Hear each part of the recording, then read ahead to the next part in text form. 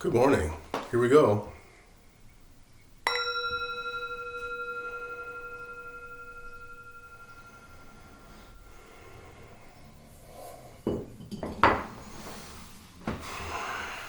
Sit up tall, chest is up, breathe. Breathe for just a moment and just get in contact with your body. Chest is up slightly and begin to relax your jaws. Let that relaxation spread through your body, through the neck and shoulders, let the elbows soften. Let's take a nice breath and a big sigh. Let the breathing come back to normal. Welcome to this day. I hope you're having a wonderful day today already. And I hope that you've already committed yourself to what direction you want to go in life today. What is the world that you are going to shine? I've been talking about how much joy I've been feeling lately, and it's because I feel such a need both within myself, but also in people who I'm coming in contact with. I mean, not close contact with, but to whatever degree I have contact with people, or through Zoom or whatever it might be. I see this real sort of despondency and darkness in so many in so many people. And so what that does for me is it lets me know I gotta dig my roots down deep. I have to really activate my process. I have to activate framing, making sure what the words I'm using. I want to make sure that I'm activating going in the right direction.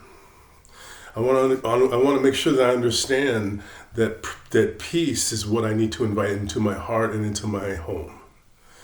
And peace is really another way of saying the love of what is. If you love what is, then you are at peace. It doesn't mean that you like what is. It doesn't mean that you like what has happened at different points in your life. But when you are at peace with your life, you love the whole thing, which includes even the most challenging periods that helped you to be created as you are. So peace is loving life and loving ourselves just as we are.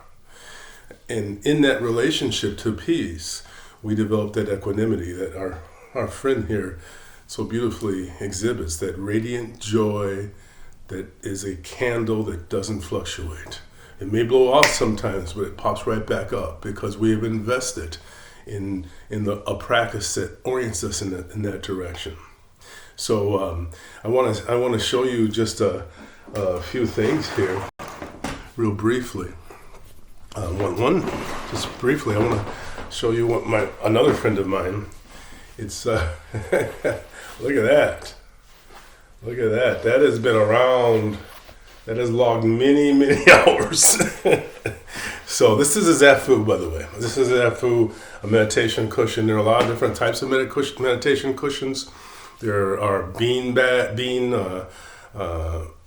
fillings. There's K-pop, which is what this is, by the way. It's a really dense, heavy filling. That's my favorite kind. It's not about getting a cushion that is going to make you comfortable.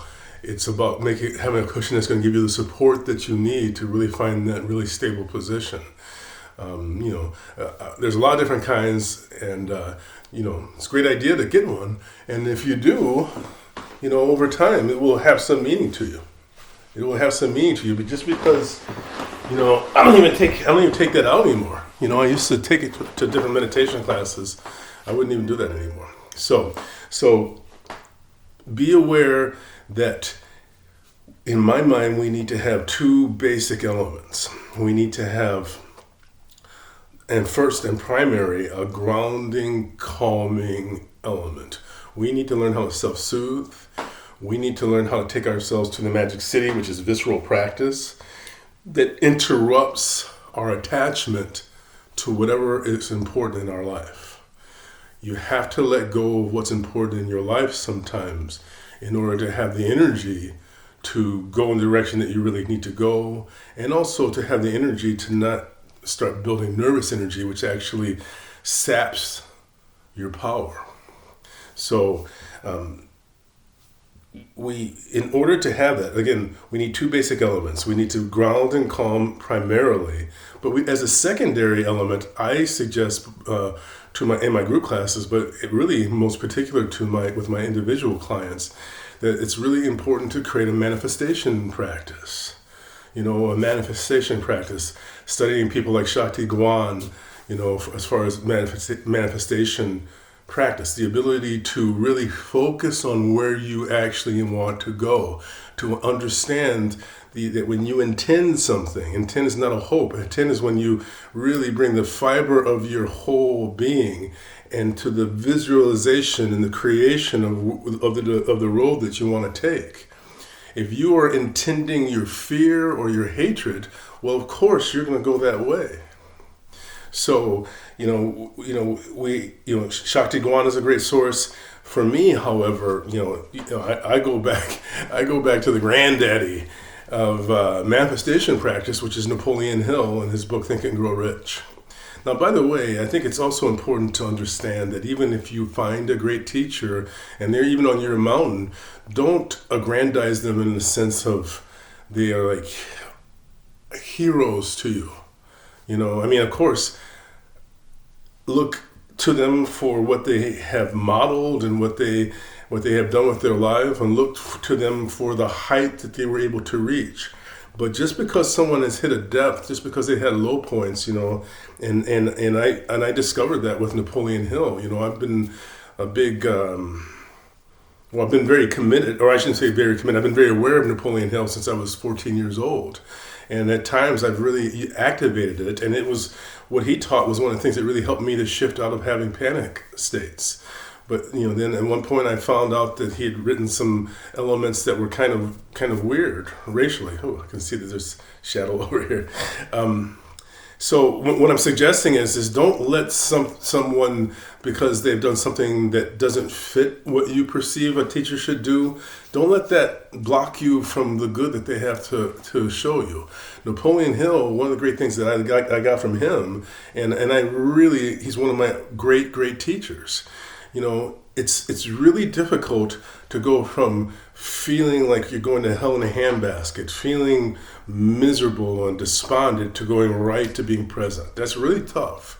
And I do feel that we need to continue to work on self-soothing and calming, even at some of the lowest points of our life.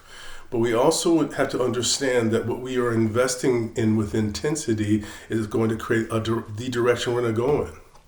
So I want to bring up Napoleon Hill's, what he called the 7 positive emotions. And I also want to talk about what a lot of people have highlighted, people like Anthony Robbins, a lot of other people, about the importance of being grateful. We all know that. And so, what I'm suggesting is that we need to start programming the consciousness. Our consciousness is a computer. If we don't consciously condition it and program it, it will program us. So it's running on automatic pilot based on prior conditioning. What it has been programmed as the most important elements. If you have directed a tremendous amount of energy into visualizing and focusing on people that you really don't like or feel afraid of, or maybe even resent, if you focus like that, gradually the consciousness will stoke that up and make it a hatred.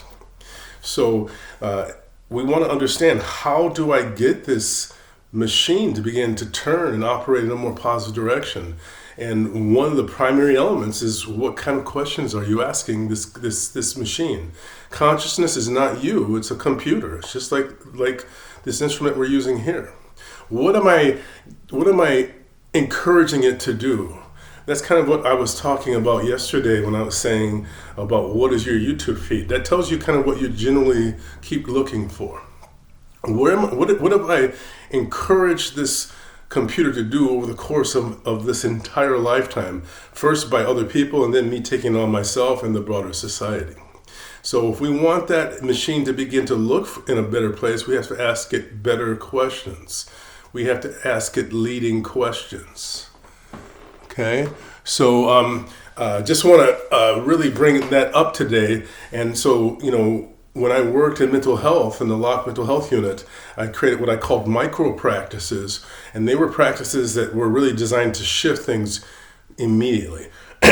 Micro practices. One of them was I would ask people, okay, tell me 4 things you're grateful for, and I would say 4 things I'm grateful for.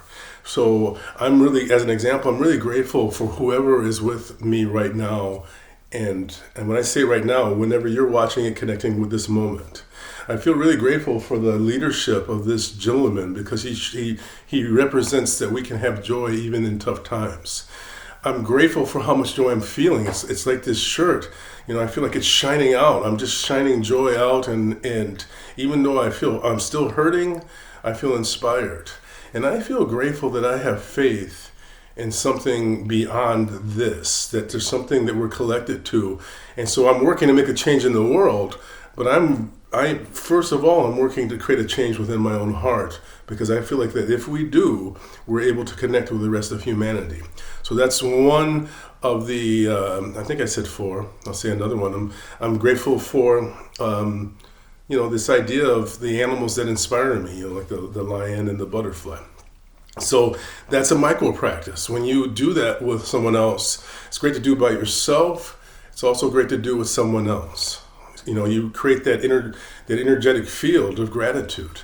Another great one is to use what Napoleon Hill called the 7 positive emotions. And his 7 positive emotions, one was desire, to build a burning desire to the success that you want or you aspire to achieve. That was a very difficult one for me for a long time, because I also studied Buddhism, a lot of Buddhism, which said that desire was the root of all suffering. And it was hard for me to understand it, because I had 2 of these major philosophies. And I was like, wow, well, I feel like they're both right. What the human brain has trouble with is that opposites can be true. You can find a deep truth, and the opposite can also be true. And it was the case in my perception.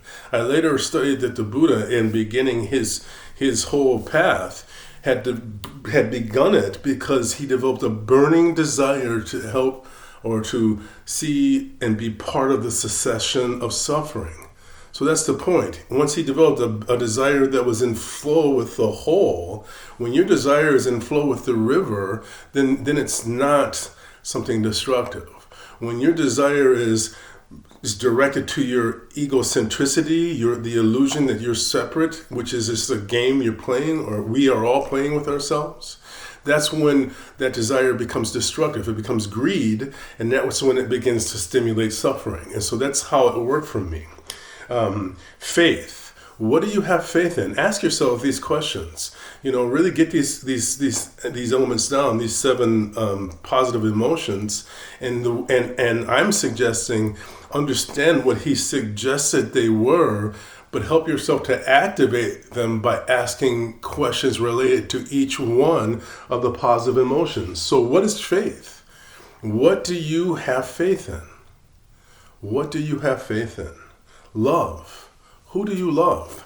I mean, anyone that you've ever really loved, really, really loved. And you're going to find that real love doesn't also come with making sure things go the way that we think they should go. Real love is an openness. Who do you love in your life now or ever, or even animals, that you've ever loved? Napoleon Hill calls the next one sex. But I really find it's helpful. First of all, I don't feel trapped by what anyone else says. I just don't. And I'm not asking you to feel trapped by what I'm suggesting. But when he says sex, he says that one of the great positive emotions is sex. I really shift that to creative energy, which to me includes sexuality. But it's really about where you're creative, to me. And so what inspires you to create? Where are you feeling creative in your life? Enthusiasm. I really want to encourage you to take an intentional relationship to enthusiasm. I've said this several times in our 48 days. Each third of the day, well, it's not really a third, but in the morning, in the afternoon, and the evening, I activate an inspired direction. I get enthusiastic. I don't fake it, and I don't hide from things that are disturbing. I really just highlight what is going great for me and the successes that I have or am having in any given day. When you focus on success, it spreads. When you focus on success, you feel confident and you begin to move differently. Romance. Now, again, and not just with this, but any of I'm talking about even ancient texts that I study. I always, what does this mean to me? And for me, that romance statement is about the romance of being you. Fall in love with yourself. What did you do when you were a kid? I just love the fact that for me, in the romance of being me and my whole life flow, I love the fact that I was in the science fiction book club and I was like a total dorky kid. That's wonderful. I even love the heartbreak that I suffered until I understood that I didn't have to suffer it. I could shift my relationship to it. I love even the mistakes that I made, that even as I say it, I can feel the fluctuation in my heart about the sadness of having made mistakes.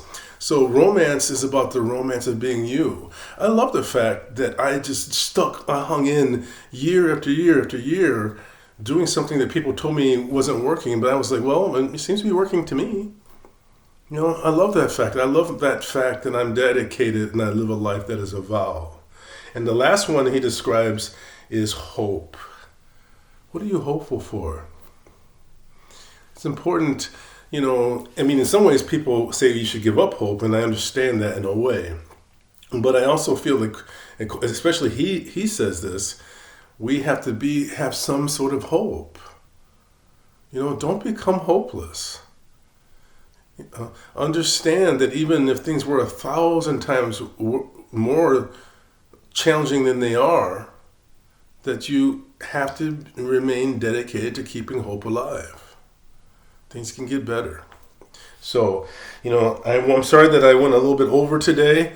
I understand that, but wow, really went over today. Sorry. I'm going to put it up anyway. Hey, this is the last week. End it well. I don't care, even if it's the last day, if it's the last half hour of your 40 days, end it well. Because you are making a commitment to the direction and to the world that you want to see. Thank you so much. Thank you for hanging in with me with all the technical glitches and elements that I just haven't understood. I appreciate it. Understand that this part is part of my 40 days, and I'm stepping up to insecurities in doing this. So thank you for what you're doing. Here we go.